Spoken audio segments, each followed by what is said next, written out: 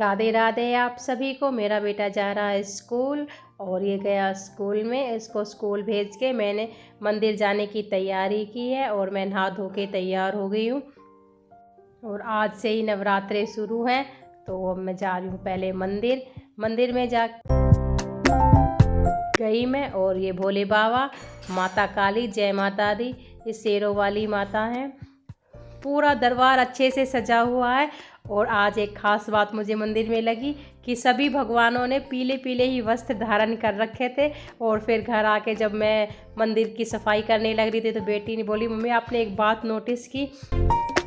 मैं बोली क्या? कि मंदिर में भी सभी भगवानों ने पीले वस्त्र धारण कर रखे थे और आपने भी आज पीली ही साड़ी पहन रखी है। मैं बोली हाँ, आज तो बस पीला पीला ही हो रहा। और वैसे भी आज गुरुवार है। और तो मैंने अपने मंदिर की सफाई शुरू कर दी है।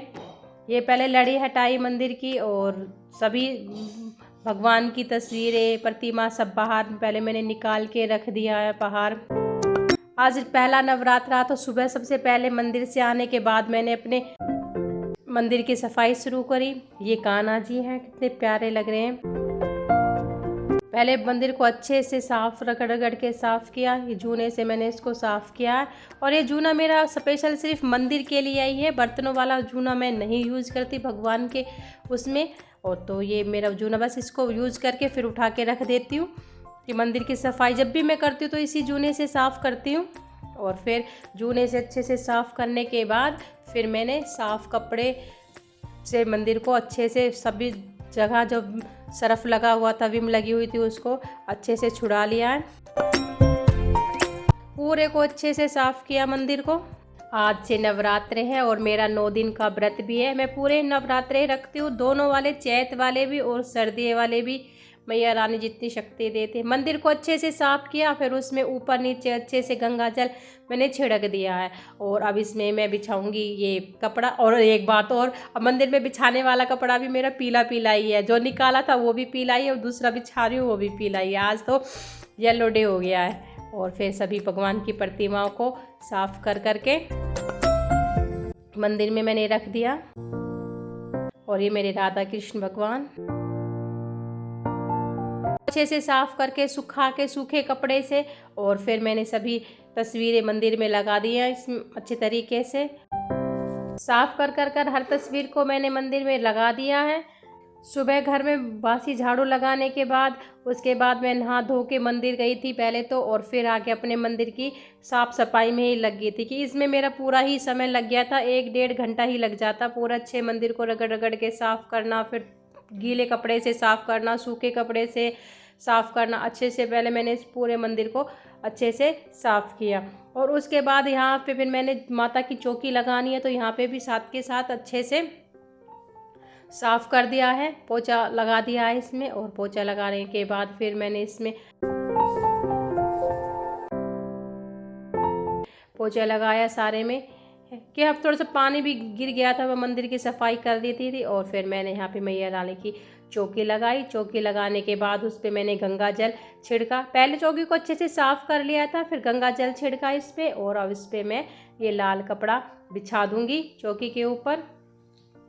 ये मैं माता के चौकी पे मैं हमेशा लाल कपड़ा ही बिछाती हूँ, चाहे तो लाल चुन्नी हो माता की या फिर लाल कपड़ा हो। ये मैंने इस पर बिछा दिया। और ये मेरी माता रानी की प्रतिमा है। अब मैं माता रानी के प्रतिमा को अच्छे से साफ़ करके गंगा जल से और फिर मैया रानी को बिराजूंगी अपने घर में चौकी पे। और ये मैंने माता रानी की गंगा जल से स्नान करा दिया है। अच्छे से मैंने माता रानी का करा, जितना मेरा भाव है और जितना मैं कर सकती हूँ। और ये मैया को दूसरी पोशाक पहनाई। और फिर माताओं की जो माला थी, इसमें एक माला, 2 माला नई भी थी जो मैं लेके आई थी बाज़ार से। ये मैया रानी की सभी माला हैं। ये माता की चुनरी में लाई थी मैया रानी की। एक माला ये मेरे हाथ से टूट गई। जय माता दी, जय माता दी। और फिर मैंने नवदुर्गा मैया रानी की प्रतिमा भी रखी, तस्वीर रखी, सॉरी प्रतिमा नहीं तस्वीर है ये।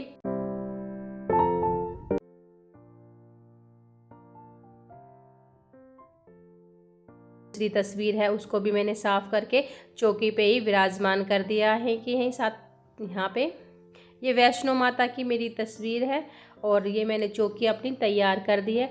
उसके बाद मैंने जौ बोए गीली मिट्टी की पहले तो उसमें, और ये जो भिगो के रखे थे मैंने थोड़ी सी देर पहले मंदिर की सफाई शुरू करी थी उस समय मैंने ये जो भिगो दिए थे, और अब इसमें गीली मिट्टी में मैंने ये जो इस तरीके से बो दिए हैं कि हमारे जो नवरात्रों में बोए जाते हैं, कोई से भी नवरात्रे हो। जो बोने के बाद फिर मैंने यहाँ पे जहाँ पे मुझे घट स्थापित करना है यहाँ पे गंगा जल छिड़का, गंगा पोछा लगा दिया था, और उसके बाद मैंने सातिया बनाया। सातिया हमारे शुभ माना जाता है हर पूजा पाठ में, इसके बिना तो कुछ पूरा ही नहीं होता। और सातिया बनाने के बाद इस पे मैंने थोड़े से चावल भी रखे कि घट को कलश को नीचे नहीं रखते तो अन्न के ऊपर रखना होता है। आप कुछ भी रख सकते, चावल हो या गेहूं के जो भी दाने कुछ भी रख सकते हैं। फिर उसके ऊपर ये पतवारी का ये मैंने रख दिया है। अब मैं भरूंगी अपना कलश।